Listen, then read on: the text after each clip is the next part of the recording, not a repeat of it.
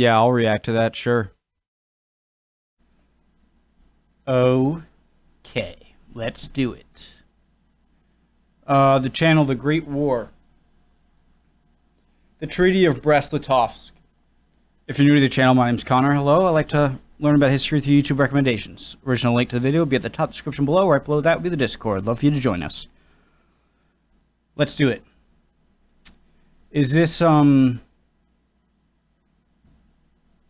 Right, this is, the treaty that pulled the Russia out of the war, I think. Let's go. Let's learn. It was a momentous occasion. 43. If you're not ready to learn, get the hell out of here.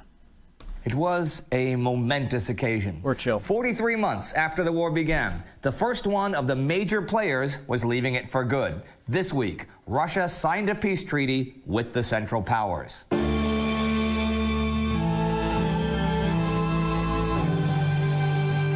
It's a really good channel. This guy is the best background. Like changes it for each channel. I'm Indy Nidell. Welcome to the Great War. Last week, the Ottomans advanced towards the Caucasus. Great maps. The Germans advanced. Oh, just a good map just makes it that much more enjoyable. Last week, the Ottomans advanced towards the Caucasus, and the Germans advanced along the whole Eastern Front. The Russians were desperate to finally sign a peace treaty, and German Quartermaster General Erich Ludendorff was making plans to break the Allies in the West. A lot of that stuff was really linked together. For example, the German advance would not stop until a peace treaty with Russia was actually signed.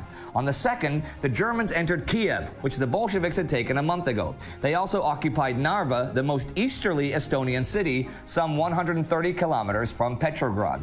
In under 2 weeks, the Germans had taken 63,000 prisoners, 2,600 artillery pieces, and 5,000 machine guns.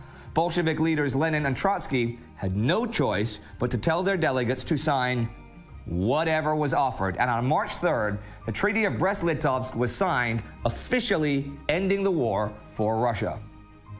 The economic terms were actually quite moderate.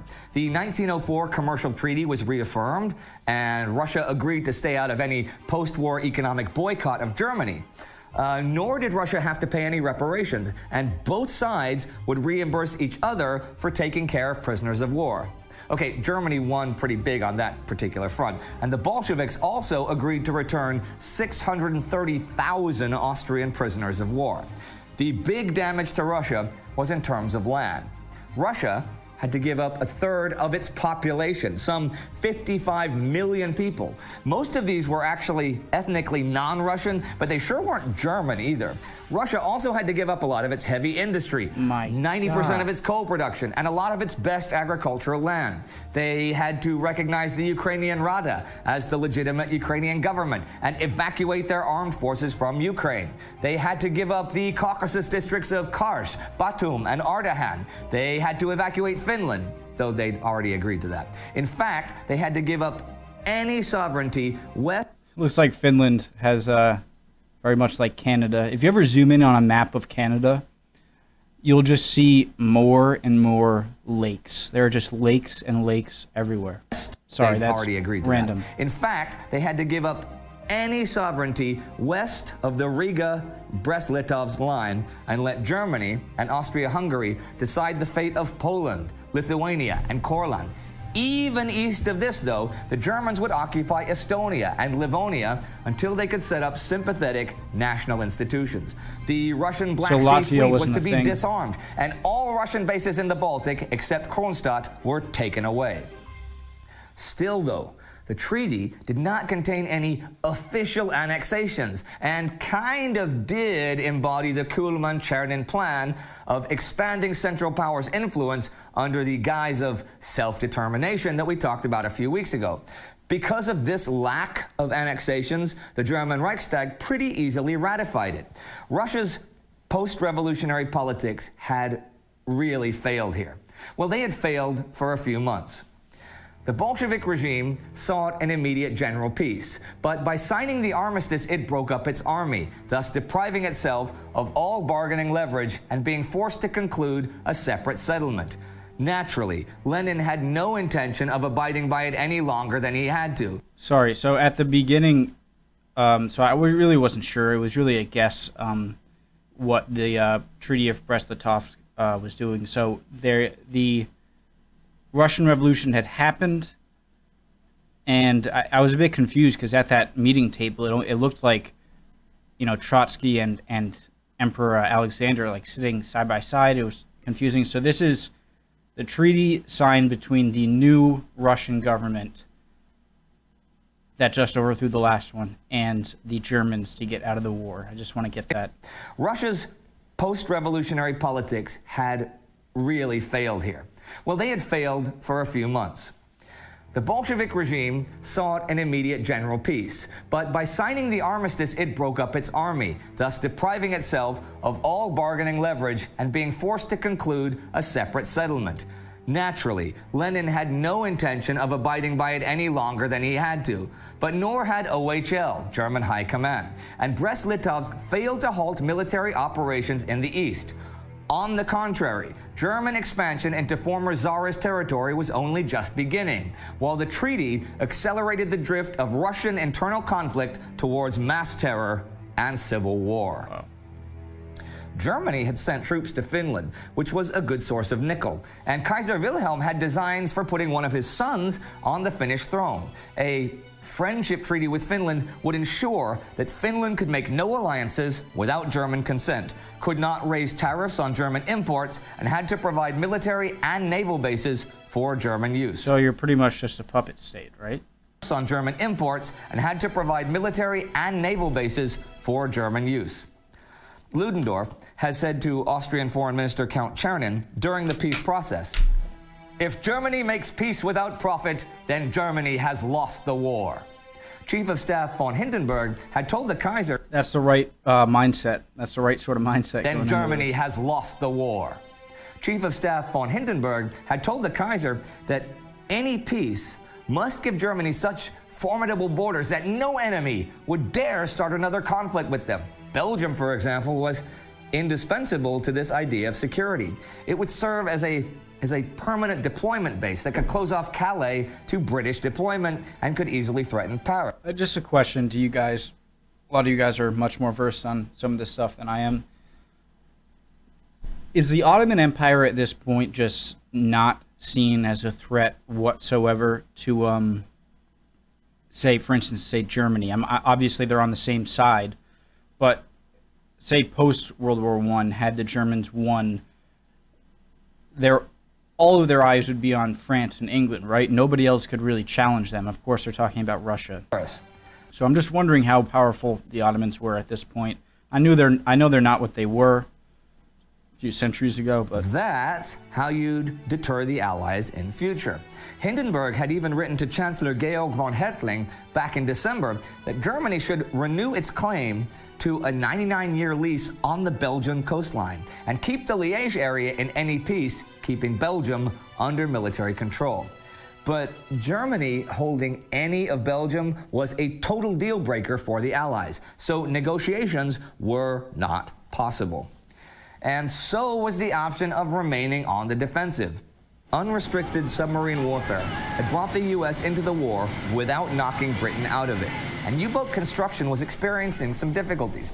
Ludendorff doubted the subs could prevent U.S. troops from arriving en masse, and once they were there, it would lead to a gradual state of exhaustion for the German armies if they just held their ground. Both he and Hindenburg thought, probably correctly, that the men dreaded long defensive battles like Passchendaele more than offensive action. Reserves were running low, production was shrinking, and Germany's allies did not have the staying power of the Entente forces. If there was no hope of victory, then why continue? On the other hand, even a failed offensive would encourage the army to try again in the next war. Yep, Ludendorff told the Reichstag he was willing to lose 1 million men in that effort. So, an offensive it was to be. A huge, huge offensive before the U.S. troops could arrive in force. Thing is, eastward expansion now, after Brest-Litovsk, might starve the Western armies of men needed for the offensive. Still, according to the German official history, between November 1st, 1917, and March 21st, 1918, Eastern Front divisions dropped from 85 to 47, and Western Front ones rose from 147 to 191. 8 German divisions were also moved from Italy to the Western Front. Pushed them over. Smaller numbers from Macedonia, and even a small Austro-Hungarian How did they lose? How did Germany lose World War I? Moved to France for the first time in the war. And let's be clear, the forces transported from east to west were the best ones from there, and those left behind lost most of their men under 35 and fell below strength.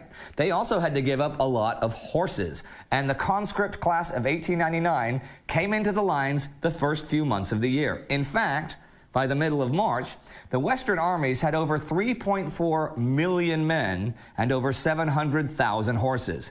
The Eastern armies had fewer than a third the number of men and well under half the horses. But most of the movement westward happened before Brest-Litovsk, and it now began to slow down since Germany was going to have to pacify and control the new territory. Romania also signed a treaty with the Central Powers this week, which gave southern Dobruja to Bulgaria. It did allow for Romania to take Bessarabia, but only if the Romanians could extract it from Bolshevik rule. And to the southeast, there were even more hopes of a peace being signed. The Transcaucasian Diet was still awaiting the opening of peace negotiations with the Ottoman government at Trabzon when the Brest-Litovsk Treaty was signed. As I said, that treaty made the Russians give up Batum, Ardahan, and Kars districts. What would happen there would be a plebiscite where the locals could determine their own future. Isn't that the Armenian This turn of genocide? events clearly endangered the Christian minority of the area involved, since it was believed that the Turks did not take the plebiscite condition seriously and considered that the new situation simply promised a reversion to the frontier of 1877. The Transcaucasian delegates, in a state of pretty high anxiety, arrived in Trabzon the 8th as the week ended. The Ottoman delegation had yet to arrive. And as we've seen, there was already fighting in the area. The Ottoman vanguard was approaching Erzurum already last week, and by now, elements of the Turkish 36th Division and the 5th and 11th Caucasus Divisions had appeared along the road from Bayburt. But the Ottomans were going to be stymied in Palestine.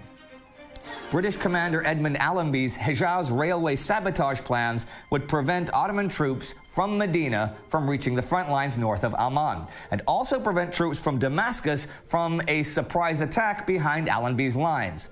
There was still, though, a decent threat on British supply lines from the Turkish garrison at Man. So it was decided last week that the Arab revolt forces, Allenby's allies, should attack Man at the same time the British occupy Salt, some 60 kilometers northeast of Jerusalem, in the hills east of the River Jordan. I want to watch Lawrence of Arabia. I've never seen it. Occupy Salt, some 60 kilometers northeast of Jerusalem, in the hills east of the River Jordan. Salt would be the springboard for the British attack on the railway at Amman, 25 kilometers to the east. And we come to the end of another week of the war. The renewed German advance stops as the Russians sign what can only be described as a humiliating peace. The Romanians signed peace as well. The Transcaucasian Federation wants it, even as the Ottomans are on the march, and we get closer and closer to the new German offensive on the Western Front. Does it seem greedy to you?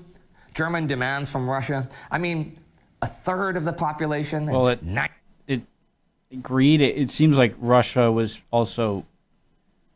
You can't blame Germany for... I don't know, but Russia seemed pretty ready to give up a lot, so it doesn't seem like... I mean, the Germans aren't going to be like, no, take this, take this. I mean, if you can get it, you can get it, right?